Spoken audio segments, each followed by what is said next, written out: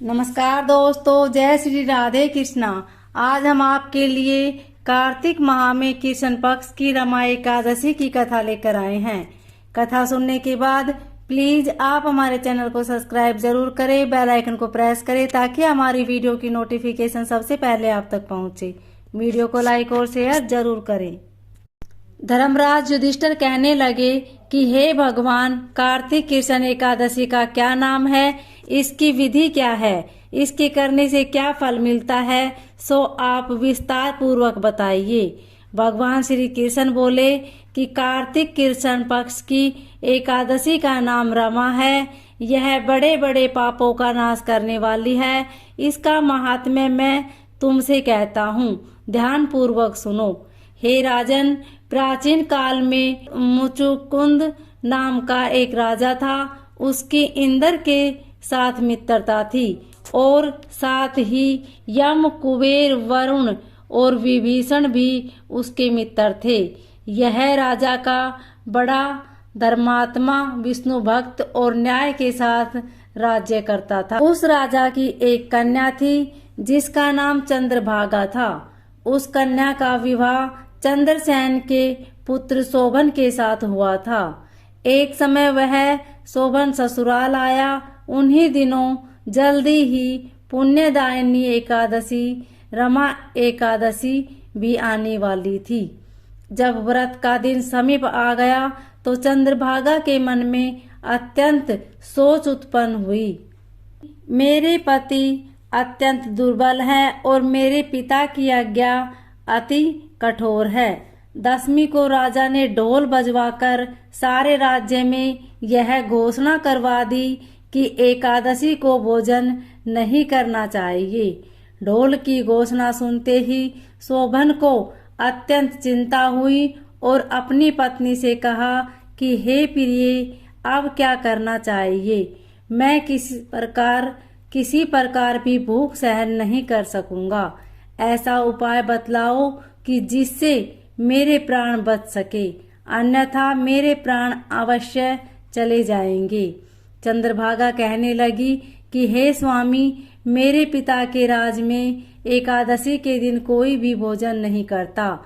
हाथी, घोड़ा, ऊंट, बिल्ली, गौ आदि भी तृण, अन्न, जल आदि ग्रहण नहीं कर सकते। फिर मनुष्य का तो कहना ही क्या है।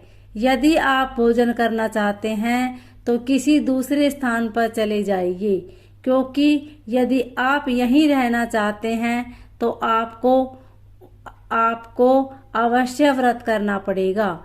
ऐसा सुनकर शोभन कहने लगा कि हे प्रिय, मैं अवश्य व्रत करूंगा। जो भाग्य में होगा वह देखा जाएगा। धर्मराज युधिष्ठिर द्वारा कार्तिक कृष्ण एकादशी का नाम, इसकी विधि, उसका फल कैसे मिलता है, यह विस्तार पूर्वक बताइए। ऐसा पूछने पर भगवान श्री कृष्ण बोले कि कार्तिक कृष्ण पक्ष की एकादशी का नाम रमा एकादशी है। यह बड़े बड़े पापों का नाश करने वाली है। इस प्रकार से विचार कर शोभन ने व्रत रख लिया और वह भूख व प्यास से अत्यंत पीड़ित होने लगा। जब सूर्य नारायण अस्त हो गए और रात्रि को जागरण का समय आया तो वैष्णव को अत्यंत हर्ष देने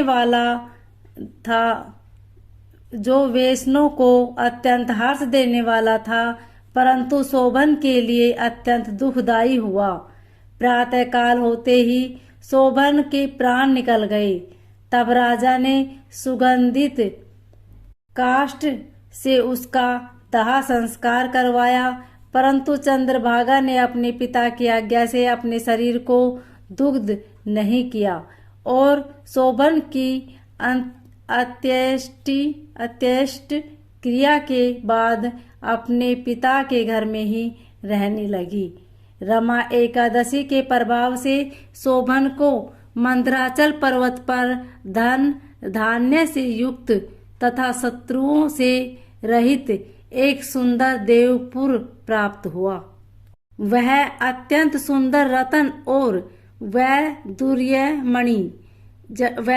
मणि जटित स्वर्ण के खंभों पर निर्मित अनेक प्रकार की स्फटिक मणियों से सुशोभित भवन में बहुमूल्य वस्त्र आभूषण तथा छत्र व चंवर से विभूषित गंधर्व और अप्सराओं से युक्त सिंहासन पर आरूढ़ ऐसा शोभायमान होता था मानो दूसरा इंद्र विराजमान है।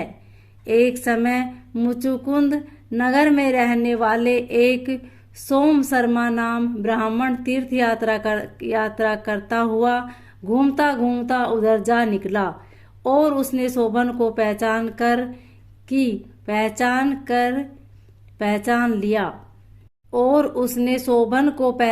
कर कि यह तो राजा का जमाई शोभन है, उसके निकट गया। शोभन भी उसे पहचान कर अपने आसन से उठकर उसके पास आया और प्रणाम आदि करके कुशल प्रश्न किया। ब्राह्मण ने कहा कि राजा मुचुकुंद और आपकी पत्नी कुशल से हैं। नगर में भी सब प्रकार से कुशल है, परंतु हे राजन, हमें आश्चर्य हो रहा है। आप अपना वृत्तांत कहिए कि ऐसा सुंदर नगर जो न कभी देखा न सुना आपको कैसे प्राप्त हुआ। तब शोभन बोला कि कार्तिक कृष्ण की रमा एकादशी का व्रत करने से मुझे यह नगर प्राप्त हुआ, परंतु यह अस्थिर है। यह स्थिर हो जाए ऐसा उपाय कीजिए। ब्राह्मण कहने लगा कि हे राजन, यह स्थिर क्यों नहीं है और कैसे स्थिर हो सकता है, आप बताइए। फिर